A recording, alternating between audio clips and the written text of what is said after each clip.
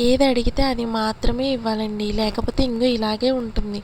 మా ఆయన్ని news paper ఒకసారి ఇవ్వమని అడిగానండి. మా ఆయనేమో "నువ్వెంత వెనకబడి ఉన్నావే" అని అన్నారండి. వెనుక ఉన్నానా? నేను మీ వెనుక కాదండి, మీ ముందే కదండీ ఉన్నానని చెప్పా. నేను అనేది అది కాదే, టెక్నాలజీ చాలా అభివృద్ధి చెందింది. నువ్వు ఇంకా వార్తాపత్రిక కోసం అడుగుతున్నావా? ఇదిగో నా ఐప్యాడ్ వాడుకో అని అన్నారండి. నేనేమో ఐప్యాడ్ తీసుకుని బొద్దింకను చంపేశా. నేను ఎందుకు అడిగాను?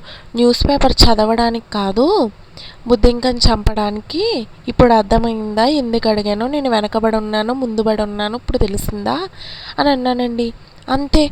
మా ఆయన షాక్ అయ్యి అలా అవాక్కయ్యి చూసారండి.